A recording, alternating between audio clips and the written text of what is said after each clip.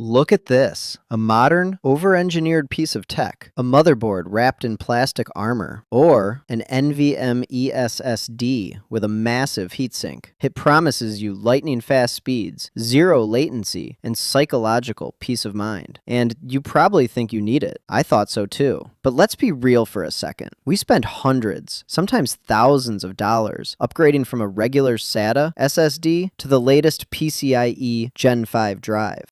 Why? Because the box says 7,000 megabytes per second. It sounds huge, but in reality, it saves you exactly 0.4 seconds when loading a game. Zero impact on your actual frames. Damn near invisible in day-to-day tasks.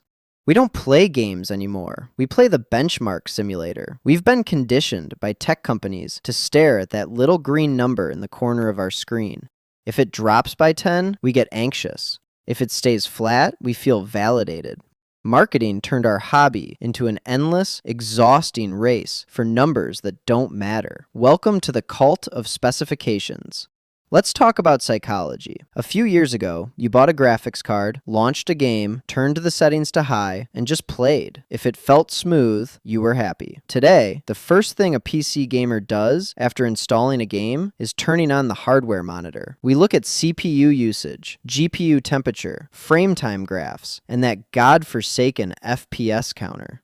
We've become paranoid. You're running a game at over 100 frames per second. It looks beautiful. It runs perfectly. But then, you enter a crowded city area, and the counter drops to 85. Objectively, your eyes can barely perceive that difference. But mentally, the experience is ruined. You immediately close the game, open YouTube, and start looking for optimization guides. You spend the next 2 hours tweaking registry files, disabling Windows services, and overclocking your RAM just to get those 15 frames back. And when you finally do, you're too tired to play the game. You close it. Tech companies love this paranoia. They engineered it. They realized that selling you a good experience isn't enough to keep the profit wheels turning. An experience is subjective. It lasts. But numbers can always go higher. They created a culture where your satisfaction is directly tied to a digital metric. If you're constantly looking at the spec sheet instead of the monitor, you're the perfect consumer, because there will always be a new component with a slightly bigger number on the box. Let's look at the actual math and engineering behind the biggest marketing lies in the industry. The prime example is the storage market. When the industry transitioned from mechanical hard drives to solid-state drives, it was a revolution. Boot times went from 2 minutes to 10 seconds. Games stopped stuttering because assets loaded instantly. That was a tangible, massive leap. But then NVMe arrived. We went from 500 megabytes per second on SATA to 3,000, then 5,000, and now over 10,000 on PCIe Gen 5. On paper, it looks like a 20 times speed increase. In reality, for 99% of users, the difference is a rounding error. Why? Because game loading isn't just about raw sequential read speed. When a game loads, the CPU has to unpack compressed assets, the system has to allocate memory, and the engine has to initialize the world. The bottleneck isn't the drive anymore, it's the processing pipeline. Yet people still pay double the price for flagship NVMe drives, thinking it will make their PC feel like a spaceship. It won't. You're paying for a bar in a benchmark graph, not real-world performance. The same thing is happening with system memory. Brands sell you DDR5 kits running at 8,000 megahertz with ultra-low latencies, charging a massive premium. They show you charts where it gives you a 5% increase in maximum FPS at 1080p resolution with an RTX 4090. Think about that. You are paying an extra $200 for 5 frames that you will only see if you pair it with a $1,200 GPU on a resolution no one uses for flagship hardware. It's a joke, but the marketing machine makes you feel like your PC is incomplete or bottlenecked if you buy standard, stable components. Then we have the power and thermal trap.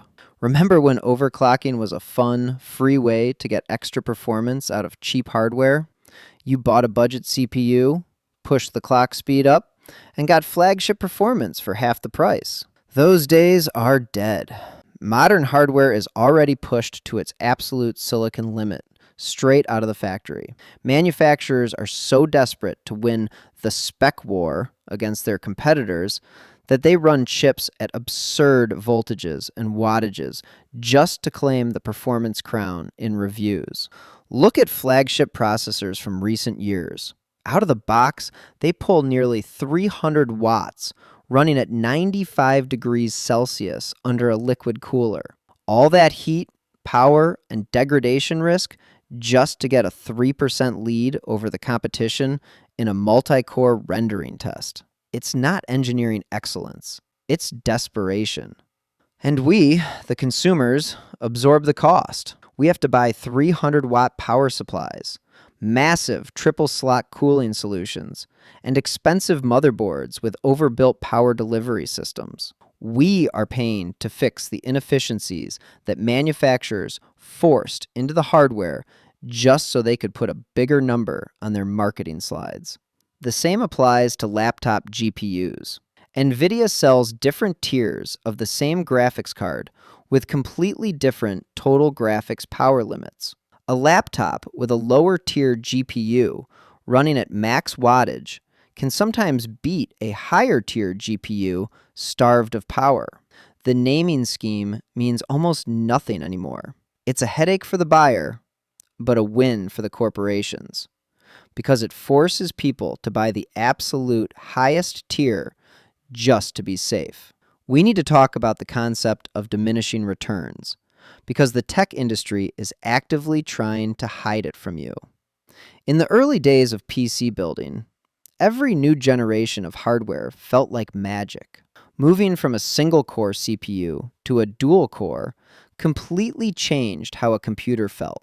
Moving from a GPU without 3D acceleration to one with it created entirely new genres of gaming. Now, we are fighting for scraps. The difference between high settings and ultra settings in modern games is virtually unnoticeable during actual gameplay. Ultra settings usually just add heavy, unoptimized shadow resolutions or volumetric effects that destroy your frame rate by 30% while making the game look 2% better. But the industry needs you to care about that 2%, because if you realize that high settings look perfectly fine, you won't buy a new graphics card every 2 years. You'll stick with your current hardware for 5 or 6 years, just like people used to do with old, reliable technology. They don't want you to be satisfied. The entire ecosystem, from tech influencers doing extreme hardware reviews to game developers refusing to optimize their code, is built to keep you insecure about your specs. If a game runs poorly, the narrative is rarely the developers messed up. It's usually time to upgrade your hardware. We've accepted bad optimization as a norm, and we're using our wallets to fix corporate laziness. Let's be honest with ourselves. If a game has a terrible story, boring mechanics, and empty world design, running it at 4K, 200 frames per second on a flagship rig won't make it a good game. It will just be a bad game running very smoothly. On the flip side, if a game is a masterpiece, you'll sink 100 hours into it, even if you're playing on a handheld console or a dusty mid-range PC at 40 frames per second. You'll forget about the hardware within 5 minutes because you're actually engaged in the experience. The tech industry wants us to love the box, not what's inside it. They want us to worship the specifications list because it's profitable. Next time you feel the urge to open your wallet for a new upgrade, ask yourself a simple question. Am I buying this because my current system is genuinely limiting my enjoyment? Or am I just trying to satisfy an anxiety that marketing put into my head? Stop chasing the numbers. Turn off the FPS counter. Close the benchmark software. Just launch the game and play. Because at the end of the day, That's what we built these machines for in the first place.